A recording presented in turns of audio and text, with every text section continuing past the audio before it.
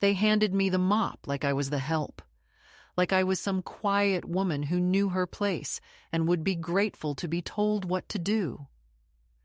My son didn't even look at me when he did it.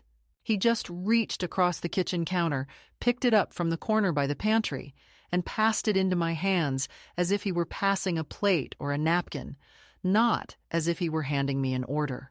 His voice was pleasant enough, almost casual, as he said, "There's a spill in the hall, Mom. Could you get that before the guests arrive?" The words slipped out of him like he had asked me to fetch his jacket or straighten a crooked picture on the wall. But they landed heavy inside me, somewhere between my chest and my stomach, as if the weight of them had been waiting a long time to find the right moment to fall. I didn't say anything at first. I looked down at the mop in my hands, at the pale wood handle and the wet gray tangle at the end of it, and I thought about how I had dressed that afternoon. My navy dress. The one I had ironed 2 days ago with the old iron that sputters steam like. An old kettle. My best shoes with the leather my late husband had polished by hand before we went to his brother's wedding 30 years ago. My pearl clip-on earrings that aren't real but look respectable enough if the light hits them right. I had thought this was going to be a family dinner, maybe even a little celebration. The kind that starts with warm greetings at the door and ends with someone trying to send you home with leftovers wrapped in foil. I had thought, if I'm honest, that I might get a picture with my grandchildren. One of those shots where you put your arms around each other and lean in close, so later, when you're alone, you can look at it and pretend the closeness was real. Instead, here I was, standing in my son's immaculate kitchen, a mop in my hands, and the realization settling on me like a heavy coat. I wasn't a guest here. I was staff. It had been years since I had been in his home. Not this one. This was new, bigger, all pale walls and brushed steel, the sort of house with furniture you're not sure you're supposed to sit on.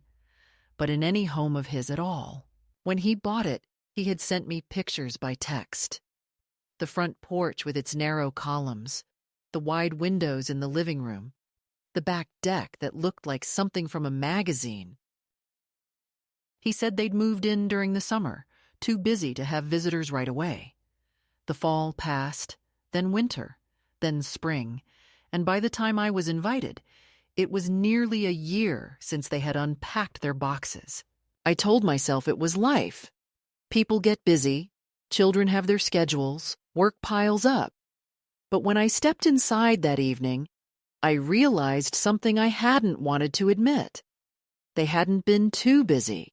They had simply been waiting until the house looked the way they wanted, until it could present a certain image to the people who mattered to them. I was not one of those people.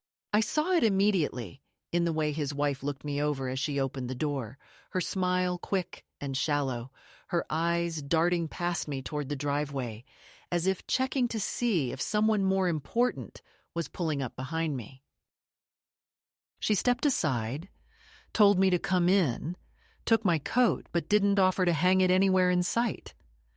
Later, I would realize she had slipped it into the closet near the garage, not the one in the hall where the guests' jackets would go. The air inside smelled faintly of citrus and something more chemical. Cleaning products, expensive ones, the kind you buy not because they work better, but because the bottle looks good on the counter. There were no children's toys in sight, no stray shoes by the stairs, no clutter of daily life. Even the cushions on the couch sat perfectly straight, as if no one had leaned back on them yet. I followed her into the kitchen, where my son stood by the island, checking his phone. He glanced up, gave me a quick smile that didn't quite reach his eyes, and said, "Hey, Mom." "You made it?" As if I had been in danger of missing my own son's invitation. He didn't ask about my flight or whether the cab had found the address easily. He just turned back to his screen. I stood there for a moment, holding the tin of lemon bars I had baked that morning, thinking of the way he used to devour them when he was a boy, coming in from the yard with scraped knees and grass stains and a hunger only something homemade could fix. "Where should I put these?" I asked. His wife took them from me without looking at them. "Oh, just on the counter," she said. "We might have them later, but the caterer's bringing dessert." That was when I understood this wasn't a family dinner at all. It was a party, the kind where everyone knows their role and their place, and mine, apparently, was somewhere out of sight until I was needed for something useful. He gave me the mop as if it were the most natural thing in the world. I suppose, for him, it was. I had been cleaning up after him since before he could walk. But there was something different now, something colder. He didn't see it as help or care. He saw it as service. A given, a woman who owed him labor simply by existing. As I took the mop, I thought about the other times I had been invited into his life only to find there was no real place for me. The birthdays where I sat at the edge of the group, smiling while the children opened gifts I hadn't known they wanted. The holidays where I was told there wasn't room at the table so I could relax in the living room with a plate on my lap. The calls that came only when something needed fixing. Money for a deposit, help with a move, someone to watch the kids last minute. And still, every time I went, I told myself it was family, that it was better to be there than to be absent, even if being there meant being invisible. Now, with the mop in my hand and the sound of voices drifting in from the front hall where the first guests were arriving, I realized I had mistaken invisibility for closeness for far too long. I walked to the hallway and saw the spill, a glass of wine knocked over, spreading into the fibers of a pale rug. The kind of rug you buy knowing you'll tell people to take their shoes off before stepping on it. I pressed the mop into it, watched the liquid darken the strands before the gray thread soaked it away. My son's voice carried from the doorway, warm and charming, greeting someone by name, laughing. It was the voice he saved for the people he wanted to impress, the people whose approval he valued. It had been a long time since I had heard it directed at me. I stayed there a moment longer than I needed to, my back to the room, my hands on the handle. I could feel the dampness of the mop head through the wood, smell the faint tang of the wine mixed with the lemony cleaner. In the corner of my eye, I saw his suit jacket, draped over a chair, the fabric dark and smooth. The kind of jacket that costs more than I spend on groceries in a month. I knew it wasn't an accident he'd left it there. He'd probably planned to put it on just before stepping out to greet everyone properly. And yet, something about the sight of it, resting so carelessly, sparked something in me that I hadn't felt in years. Not anger, not exactly. Something sharper, a kind of clarity. I straightened slowly, feeling the pull in my knees, and leaned the mop against the wall. From the kitchen, I could hear his wife laughing, that light, rehearsed laugh that sounds like a clinking glass. I looked again at the jacket. The fabric caught the light from the chandelier above, showing the deep navy weave, the perfect stitching. My son's laughter joined hers in the other room, and in that sound, I heard not joy, but triumph. The triumph of a man who believes the story he has told about himself, the one in which he has risen above the kind of life where a mother is anything but a silent backdrop. I had been helping him tell that story for years, standing just out of frame, and I realized in that moment that I didn't want to be in his picture at all. So I picked up the mop again, but this time, I also picked up the jacket. I still remember the way the words hit me that night, sharp and cold like the wind that cuts through bare branches in late November. It wasn't just the mop. not just the silent dismissal that came with it. It was what came after, the unspoken message wrapped in politeness, that final gesture that sealed the truth between us. My son stood in the living room, surrounded by his guests, successful people with their tailored suits and carefully curated smiles. And he looked over his shoulder at me with a flicker of impatience. "Mom," he said, his voice steady but clipped, "why don't you just stay in the kitchen tonight? You don't have to come out here. We've got it covered." There was no invitation in the tone, no warmth, only a polite command disguised as concern.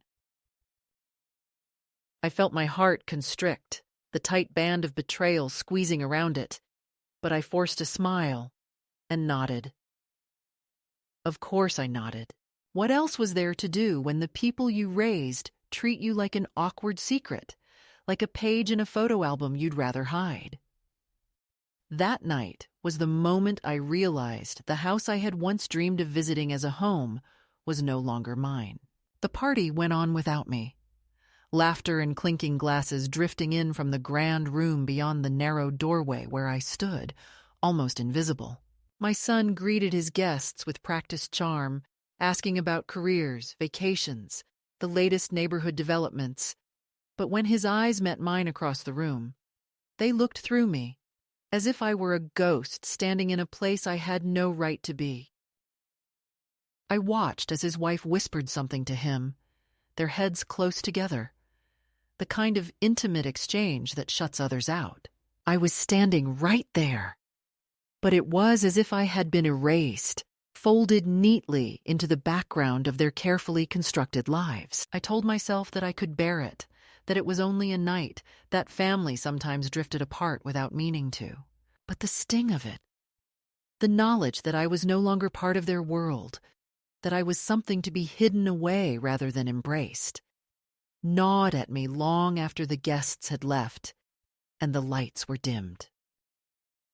Later, when the house fell silent, except for the hum of the refrigerator and the soft ticking of a clock I didn't recognize, I found myself standing by the window, staring out at the city lights, blinking in the dark. The wind pressed against the glass, cold and insistent, as if urging me to look beyond this place, beyond the roles I had been assigned and the illusions I had lived with. I realized then that the mop wasn't just a cleaning tool, it was a symbol of how they saw me. Someone disposable, expected to scrub away the messes of their lives without question or gratitude. The next morning brought no apology, no invitation to talk, just the quiet continuation of a life that no longer included me. I found myself standing in the kitchen, the same kitchen where the night before I had been reduced to a servant, holding a cup of coffee that had grown cold. The silence around me was thick, heavy, filled with the absence of the warmth I had hoped for. As I looked at the pristine countertops and the gleaming appliances, I thought about all the years I had poured into my family, the countless meals cooked, the school projects supervised, the illnesses nursed, the birthday parties planned, and how none of it had been enough to secure a place at this table, a place in this life. It was during that morning, as the sunlight sifted weakly through the curtains and dust motes danced in the quiet air, that I made a decision. I knew that if I stayed, I would become smaller and smaller, swallowed whole by their polite neglect and unspoken disdain. So I began to think about what I might do, where I might go. The idea of leaving the house, leaving the city, the neighborhood, the memories, filled me with a strange mix of fear and relief. It was terrifying to imagine starting over at my age, alone, and without the familiar faces of family nearby. But it was also a release, a chance to reclaim a part of myself I had long forgotten beneath the layers of sacrifice and silence. I started packing that afternoon. Not much, just a small suitcase with a few changes of clothes, some medications, and a book I had never finished reading. I took my old leather purse, the one my husband had given me years ago, and stuffed it with the essentials. As I zipped the suitcase closed, I felt a flicker of something I hadn't felt in a long time. Hope. It was fragile and tentative, but it was there. I didn't tell anyone where I was going. I didn't want the pity or the questions, the attempts to persuade me to stay or promises to change.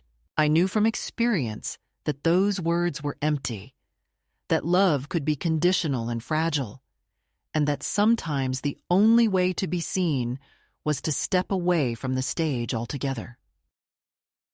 That night, I slipped out of the house quietly, leaving the keys on the kitchen counter and the note I never had the courage to write.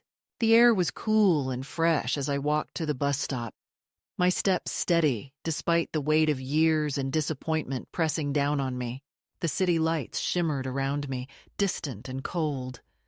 But for the first time in a long time, I wasn't looking to fit in or please anyone. I was looking for myself. The bus came and went, and I took the next one heading toward a place I barely remembered, but had once called home. A city with rainy streets and a small apartment where I had lived before the chaos of life pulled me away. The hours on the bus were long and quiet, filled with the low hum of the engine and the murmur of strangers around me. I watched the landscape change from the bright, manicured suburbs to the more worn and weathered streets of the city center. Each mile felt like a step away from the woman I had been and a step closer to the woman I was becoming. I wasn't sure what awaited me there, whether I would find peace or loneliness. But I knew that staying was no longer an option. The weight of the mop and the silence of that night had given me a new kind of clarity, a bitter gift that cut away the illusions and left me standing bare and real. When I finally arrived, the city was dark but alive with lights and sounds that felt both foreign and familiar.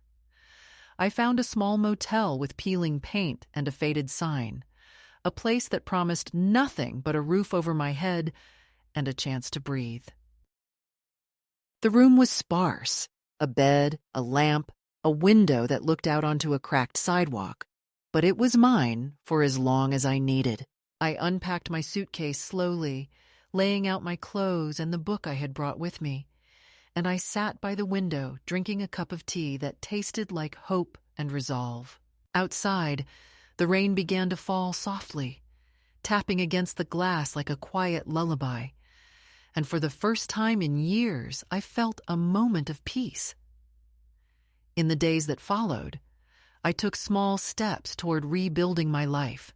I walked the streets, bought a coat at a thrift store that fit like a promise, and found work tutoring children in the neighborhood. It wasn't much, but it was honest, and it was mine. I didn't call my son or his wife. I wasn't ready for their voices, their apologies, or their explanations. Instead, I chose silence, a silence that spoke louder than any words. The mop was left behind in that kitchen, a symbol of what I was shedding, and I carried with me something stronger, the quiet determination to be seen, not as a burden or a shadow, but as a woman who still had a life to live. And so the betrayal, the catalyst that once seemed like a cruel joke, became the spark that set me free. It was not the end, but the beginning of a new story, one I was writing for myself, one mop stroke at a time, one step into the unknown that was finally mine to claim. The days following that night unfolded like the slow turning of a heavy forgotten page, each moment steeped in the quiet realization that my place in my son's life was no longer what I had believed it to be. I was no longer the mother who mattered, no longer the woman whose presence was sought for comfort or celebration, but rather a shadow hovering on the edge, tolerated but never truly welcomed. The weight of that truth settled deep into my bones, a persistent ache beneath the surface of my skin that neither time nor distraction could soothe. I found myself retreating further into silence, not because I wanted to, but because there seemed to be nothing left to say. My voice, once confident and warm, had been reduced to a whisper in a house that had never truly been mine. Each morning, I woke in the small motel room I had found after leaving my son's house, the one with the peeling paint and threadbare curtains that fluttered in the cold breeze when I cracked open the window. The city outside was both familiar and strange, a mosaic of cracked sidewalks and blooming trees, the distant hum of traffic blending with the occasional bark of a dog or the call of a bird. I walked these streets slowly, sometimes with purpose, sometimes aimlessly, letting my feet carry me where they would as I tried to piece together what came next. The rhythm of my days became steady but cautious. Wake, walk, eat, rest, repeat. In the mornings, I visited the small coffee shop on the corner, a modest place with chipped paint and a bell that jingled softly when the door opened. I began working there as a part-time waitress, a role I took on not out of necessity alone, but because it gave me a structure, a reason to leave my room and face the world beyond my own thoughts. The work was humble but honest. I learned to carry trays again, to memorize orders, to greet customers with a smile that came from a place deeper than routine. The kitchen was small, the coffee strong and bitter, the mornings filled with the murmur of regulars who came in seeking warmth and familiarity. The owner, a woman named Joyce, was a no-nonsense kind of person, gruff but fair, who didn't ask questions about my past and didn't expect anything but reliability and quiet competence. In her presence, I found a kind of unexpected freedom. The freedom to be simply a worker, a person among others, not the forgotten mother or the unwelcome guest. There was dignity in the work, in the simple act of serving others. And slowly, I began to reclaim pieces of myself that had been buried beneath years of neglect and silence.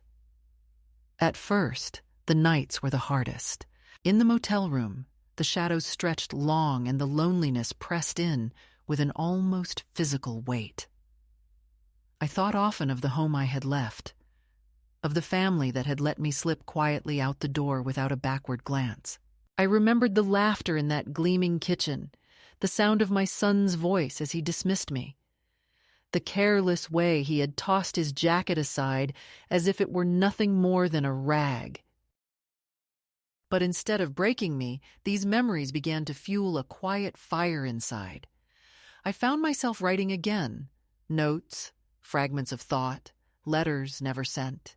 I wrote about the woman I had been, the mother I had loved, the life I was leaving behind, and the one I was beginning to build. Writing became a balm for the wounds that no one else saw, a way to speak my truth when my voice felt too fragile to be heard aloud. The city around me was full of unexpected kindnesses. A neighbor helped me carry groceries once, a young woman with bright eyes and a quick smile who told me she worked at the library and loved books. I found a second-hand coat in a dusty shop, a navy wool piece with deep pockets and a subtle pattern that felt like a shield against the cold and the world's indifference. I wore it proudly, even when the threads showed through, because it was mine, a choice made for myself, not handed down or borrowed from someone else. Each small act of self-care, each purchase made with my own money, each moment spent alone but not lonely, was a step away from the shadow I had inhabited for so long. There were moments of doubt and fear, of course. Fear that I had made a mistake, that I was too old to start over, that the gap between my past and my future was too wide to cross. But these moments passed, overtaken by a growing sense of resolve. I began to see that freedom was not something granted by others, but something I had to claim for myself. I was no longer willing to be the woman who waited quietly for someone else's permission to exist. I was becoming the woman who walked her own path, who chose her own way, who refused to be diminished.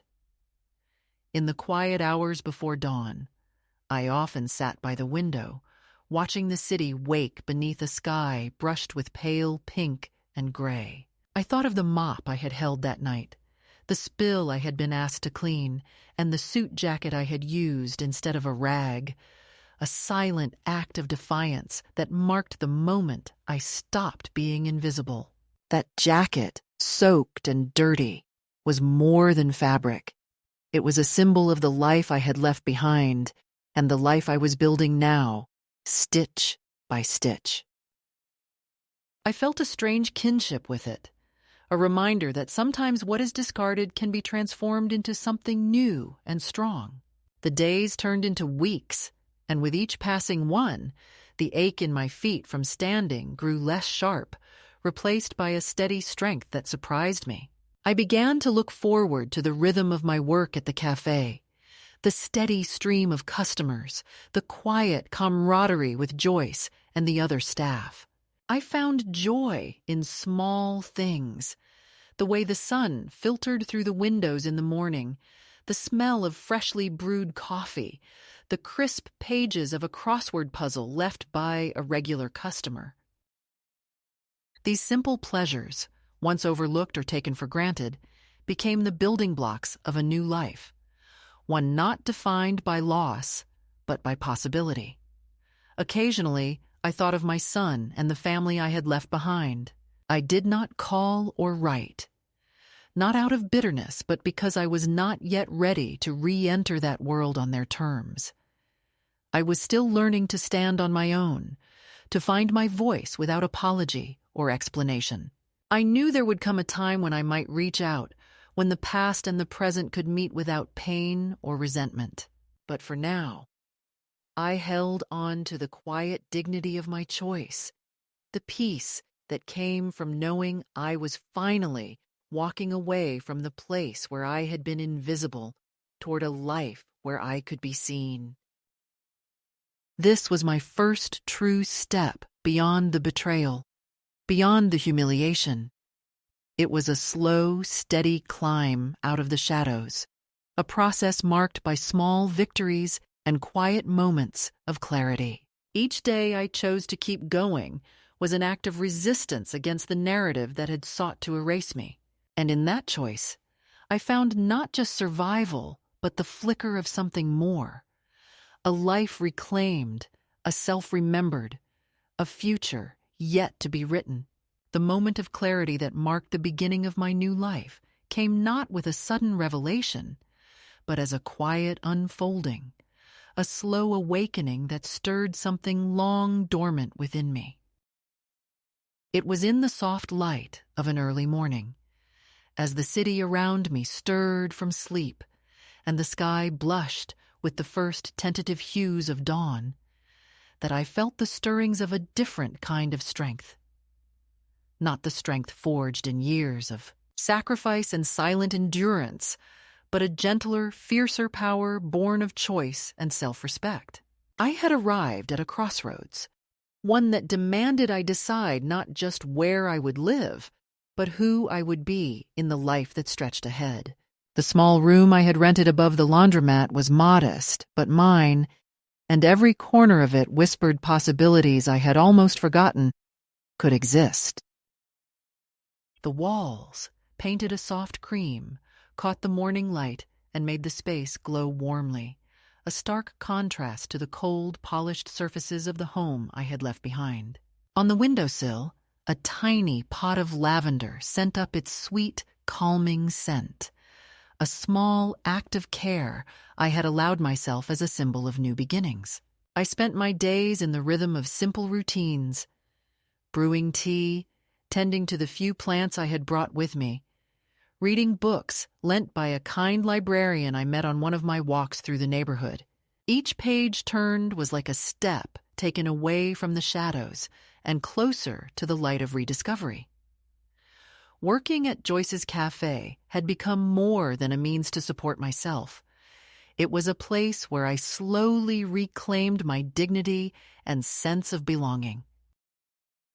Joyce, with her gruff kindness and no-nonsense manner, never pried into my past, but her presence was a steady anchor in the swirling uncertainty of my new life.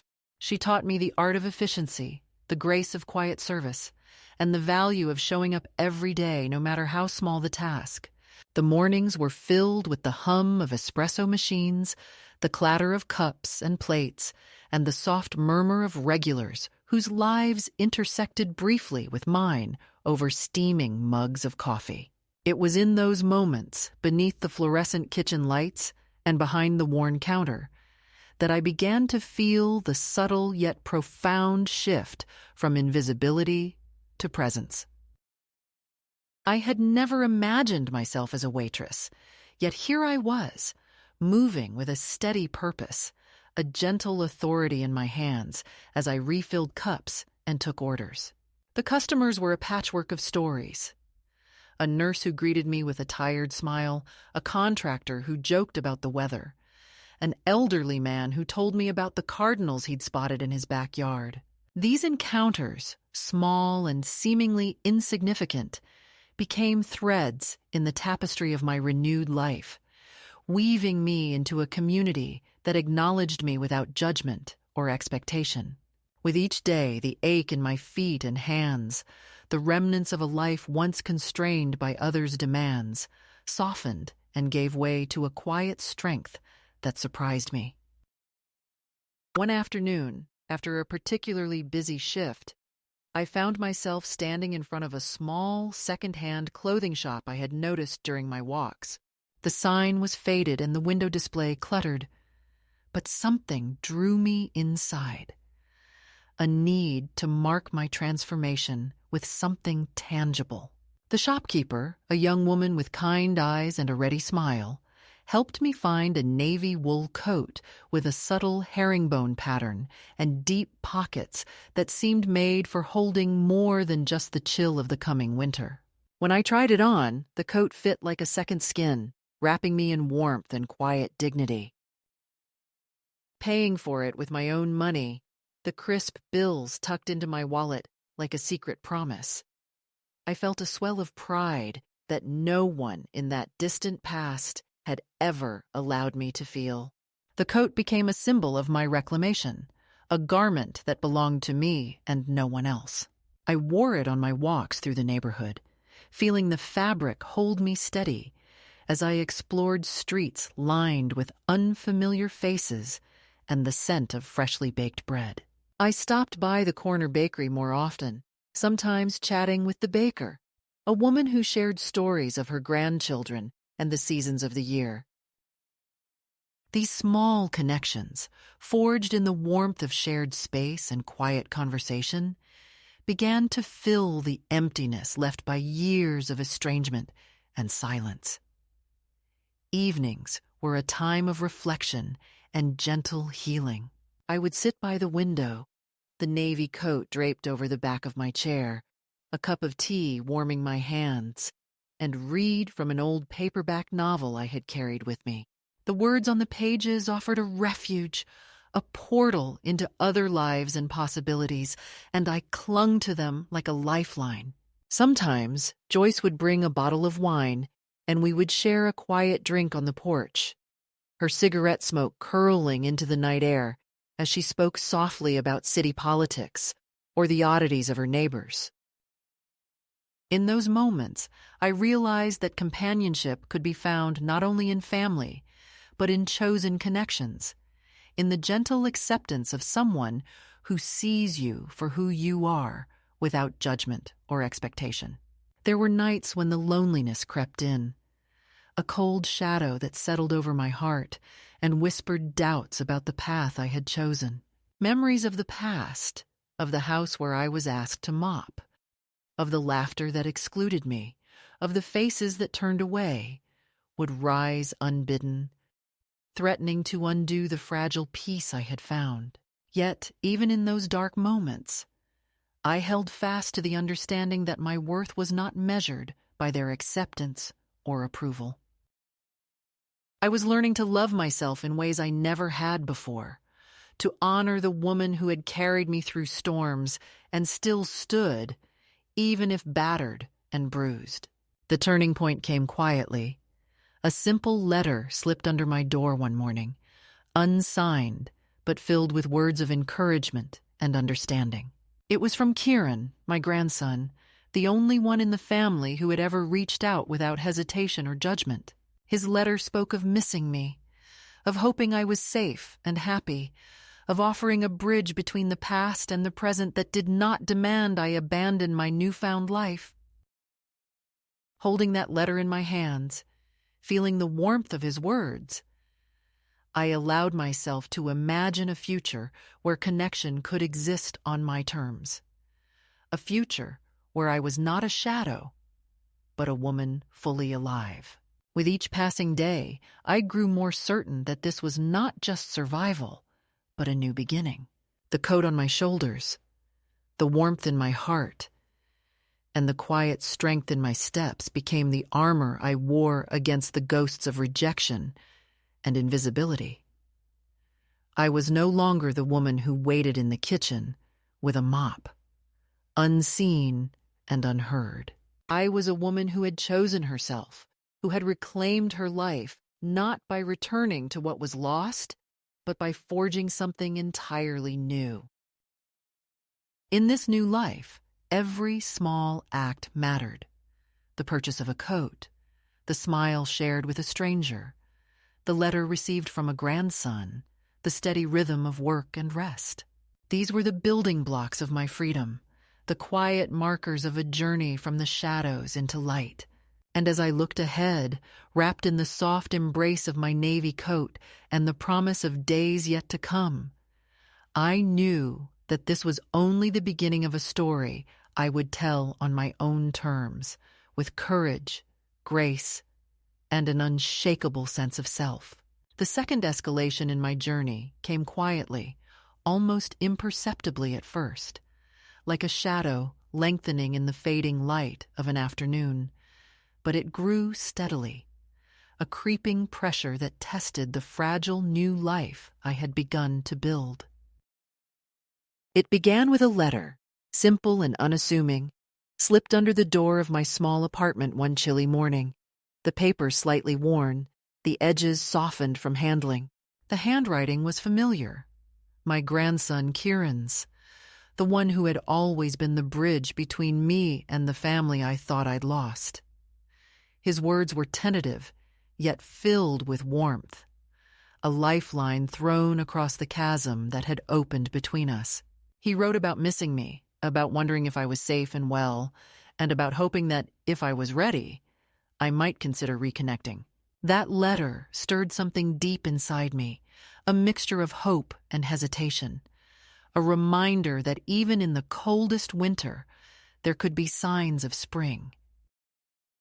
Kieran's letter was soon followed by a visit from Lisa, my son's wife, an intrusion into my quiet world that I had not anticipated, but could no longer ignore. She appeared one gray afternoon at the cafe where I worked, standing by the pastry display, with an expression carefully crafted to convey concern but tinged with something sharper beneath the surface, a look I recognized all too well from years past. She was dressed impeccably, as if to assert her place in a world I was no longer part of, her voice soft but firm as she asked to speak with me privately. I agreed, leading her to a small booth at the back, away from the steady hum of morning customers and the clatter of dishes. There, in the muted light, she spoke of panic and worry, of how my disappearance had upended their carefully ordered lives, how Adam, my son, was furious and desperate to find me, how the children were confused and hurt. Her words were rehearsed, but not entirely false. There was genuine fear beneath the polished veneer. Yet, even as she spoke, I saw the unspoken demand lurking in the spaces between her sentences, the expectation that I would return, that I would resume the role they had cast me in, the role I had rejected. Following Lisa's visit came the lawyer, a man named Derek Sorensen, sent by my son and daughter-in-law to ensure my well-being and discuss next steps. He arrived at the cafe unannounced, his presence formal and intrusive, a reminder that the family's concern was as much about control as it was about care. Derek spoke carefully, his words chosen to sound reasonable and compassionate.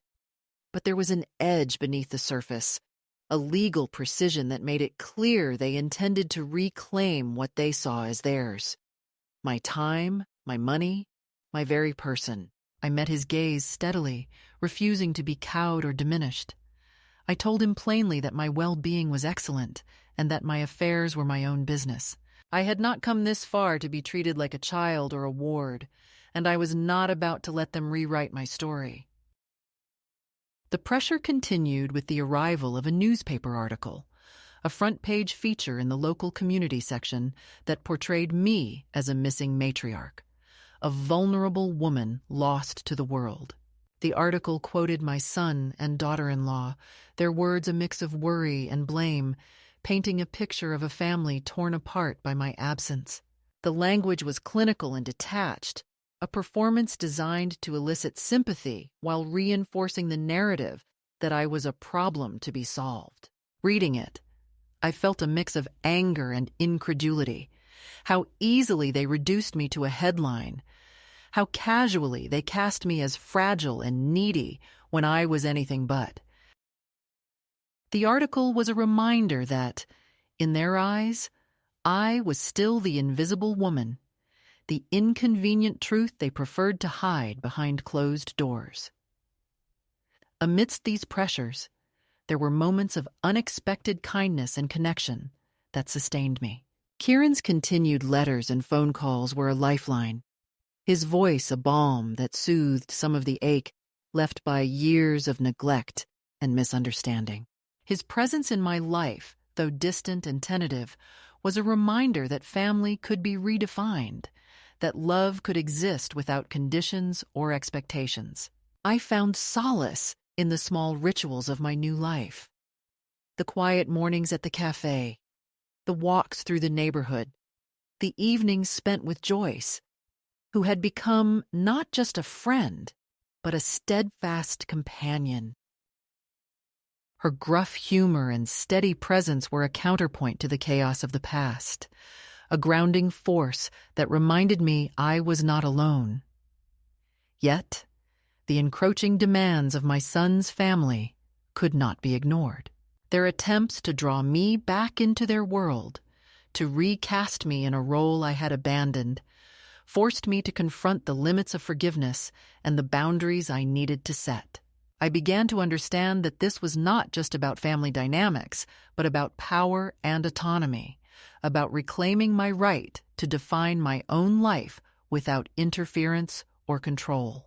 Each letter, each visit, each legal threat was a test of my resolve, a challenge I met with quiet determination and growing clarity. The turning point came when I sent a letter of my own, not to Adam or Lisa, but to Kieran.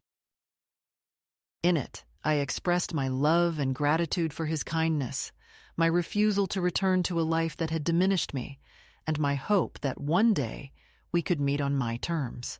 It was a letter of both connection and boundary, a declaration that while I valued family, I would not sacrifice my dignity or peace for the sake of appearances or obligation. Sending that letter was an act of courage and defiance, a step toward healing that embraced both separation and possibility. In the weeks that followed, I felt the weight of the family's gaze lessen, replaced by the gentle warmth of chosen connections and self-respect. I continued to build my life with deliberate care, working, walking, reading, and nurturing the small joys that had once seemed out of reach. The pressure remained, but it no longer dictated my path. I was learning to live not in reaction to their demands, but in alignment with my own truth.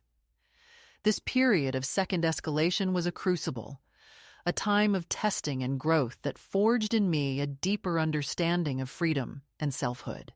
It was painful and fraught with uncertainty, but it was also a necessary passage, a passage that led me from the shadows of exclusion into the light of agency.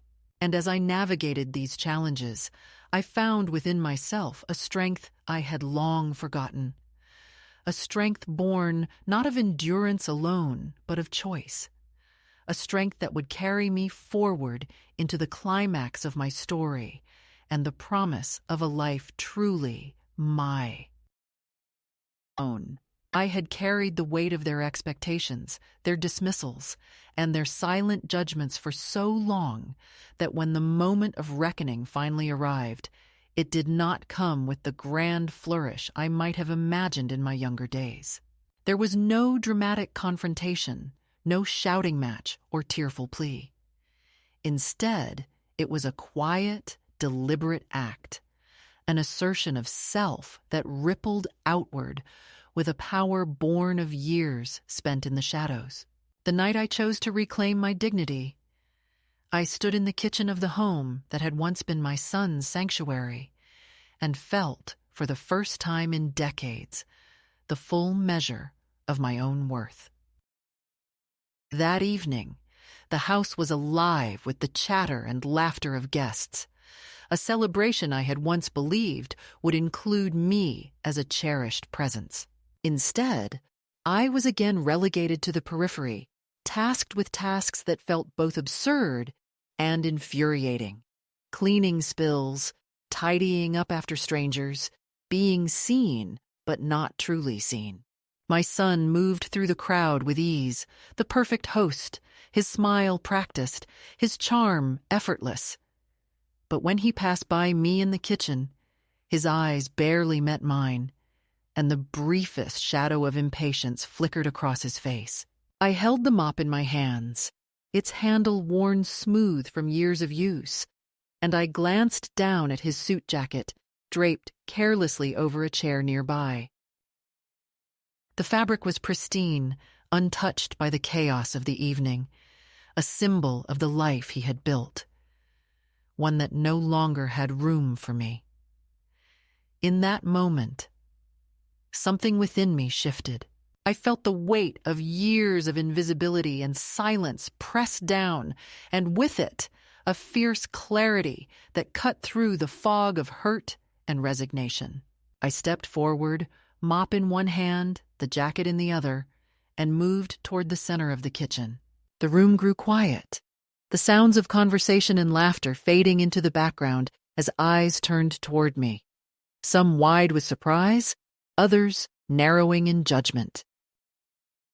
I knelt down, dipping the mop into the bucket of soapy water, then lifted the suit jacket and began to wipe at the floor with it, slow and deliberate strokes that soaked the fabric in water and dust.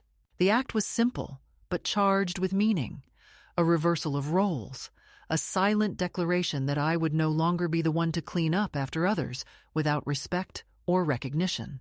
The guests watched, stunned into silence, as the fabric darkened and weighed heavy in my hands.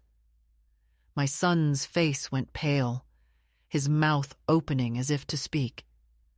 But no words came. The laughter that had filled the room was replaced by a heavy stillness, an unspoken acknowledgement of a boundary crossed and a dignity reclaimed. I stood, the dripping jacket heavy at my side, and met my son's gaze steadily. "There," I said softly, my voice steady despite the tumult inside me. "I finally cleaned up after your mess." The words hung in the air, a quiet challenge and a closing of a chapter. I turned then, without looking back, and walked out the door into the cool night air, the sounds of the party muffled behind me. Outside, the world felt vast and open. The sky stretched wide above me, the streetlights casting pools of gold on the pavement. I walked slowly, feeling the crisp air fill my lungs and the steady beat of my own footsteps beneath me. The mop and jacket were left behind, symbols of a life I was shedding. And ahead lay the uncharted path of a future I would shape on my own terms. That night, in the solitude of my small apartment, I allowed myself to feel the full scope of what had happened, not just the rejection and pain, but the power and freedom that came with standing up for myself. I was no longer a silent observer in the story of my life, but its author, a woman who had refused to be diminished and had reclaimed her voice and her place in the world. In the days that followed, the echoes of that night rippled through my new life. The guests at the party whispered among themselves. The guests who had once ignored me, now aware that I was no longer invisible. My son did not reach out, did not call or write, and I did not expect him to. My act was not one of vengeance, but of closure, a clear, irrevocable statement that I would no longer accept anything less than respect and dignity. Instead, I focused on the life I was building, work that grounded me, friendships that nourished me, and moments of quiet joy that reminded me I was more than the sum of others' neglect. I wore the navy coat I had purchased not long before with a newfound pride, the fabric a shield against the cold and the past. I continued to nurture my small garden of self-respect, tending to it with patience and love. The mop and the jacket, once symbols of humiliation and exclusion, became for me emblems of transformation, reminders that sometimes the things meant to diminish us can become the tools of our liberation. I kept a photo of the jacket, faded and damp, taped inside my dresser drawer as a talisman, a symbol of the night I chose myself over silence. And so, in the quiet aftermath of that evening, I found not just an end, but a beginning, a chance to live fully and freely, to embrace the woman I had always been beneath the layers of expectation and erasure.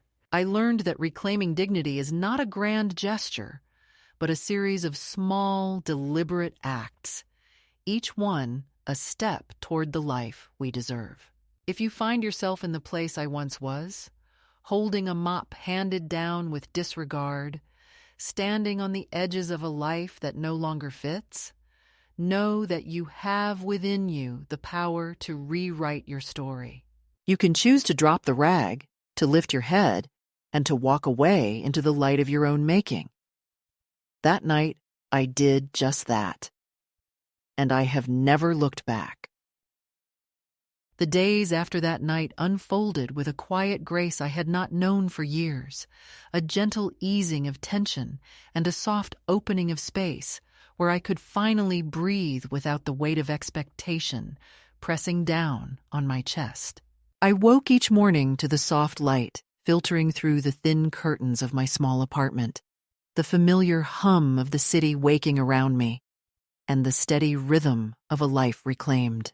It was a life marked not by grand gestures or dramatic reconciliations, but by small moments of peace and presence that stitched together a tapestry of healing and renewal. The mop and the suit jacket, once symbols of humiliation and exclusion, had become talismans of transformation, reminders that I had crossed a threshold from invisibility to presence, from silence to voice. In the weeks that followed, I continued to build my new life with deliberate care, finding strength in routine and joy in simple pleasures. I walked the neighborhood streets with the navy coat wrapped tightly around me, the pockets holding small treasures, a folded letter from Kieran, a photograph tucked inside a book, a pressed leaf from a tree outside the cafe where I worked. These objects, humble and ordinary, became anchors in a world that was still shifting beneath my feet. At work, I found a steady rhythm, the early mornings filled with the rich aroma of coffee and the friendly banter of customers who came to know me not as a visitor or an outsider, but as part of their daily lives. Joyce, with her gruff humor and steady presence, became more than an employer. She was a friend and a witness to my quiet journey. The letter from Kieran remained close to my heart, a symbol of the love that endured despite distance and silence. His words spoke of hope and forgiveness, of a bond that did not demand perfection, but celebrated presence. One afternoon, after my shift at the cafe, I found a note waiting for me, an invitation to meet, simple and unadorned, asking if I might come to the Red Fern Motel, where he was staying during a brief visit to the city. The thought of seeing him again stirred a mixture of anticipation and nervousness. But I knew that this meeting was a step I needed to take, not just for him, but for myself. When the day arrived, I dressed carefully, choosing the navy coat that had become my armor and my comfort. I did not tell Joyce where I was going, and she did not ask, her respect for my privacy a quiet gift. The motel was modest but clean, its faded sign welcoming travelers like me who sought refuge and new beginnings. Kieran opened the door before I could knock, his face lighting up with a smile that held both familiarity and newness. The years between us folded away in that simple moment. We sat together in the small room, the air thick with unspoken words and the warmth of reconnection. There were no tears, no demands, just the gentle unfolding of a relationship renewed on terms that honored both of us. In the days that followed, I carried the memory of that meeting like a light inside me, a reminder that love could be both fragile and resilient, that family could be redefined and rebuilt without erasing the pain of the past. I continued to write letters, to Kieran, to myself, to the woman I was becoming, each word a thread weaving together the story of survival and hope. I found solace in the quiet moments of solitude and the unexpected connections that blossomed in the ordinary rhythms of life. Joyce and I celebrated small victories. The first paycheck that was truly mine, the purchase of a book I had long wanted to read, the slow unfolding of friendships that did not demand anything but presence. We baked lemon squares for a community potluck, sharing laughter and stories with neighbors who welcomed me without question or judgment. In these moments, I felt the roots of belonging grow deeper, anchoring me to a life that was fully and unapologetically my own. The final letters I wrote were not to the family that had cast me aside, but to the figures who represented their attempts to control me. Letters that drew clear boundaries and affirmed my autonomy. I declared, with steady hand and clear mind, that I was safe, sound, and not under duress, that further attempts at interference would be met with legal resistance. These letters were acts of closure, the final chapters in a story of release and reclamation. As the seasons turned, I stood on my porch, wrapped in my navy coat, watching the world move around me with a calm acceptance. The mop and jacket were memories now, symbols of a past transformed by courage and choice. I had stepped out of the shadows and into a life defined not by others' demands, but by my own truth. If this story finds you in a moment of doubt or despair, know that it is never too late to choose yourself, to walk away from the roles others assign and toward the life you deserve. You are not invisible. You are not forgotten. You are the author of your own story, and it is waiting to be written with strength, grace, and love.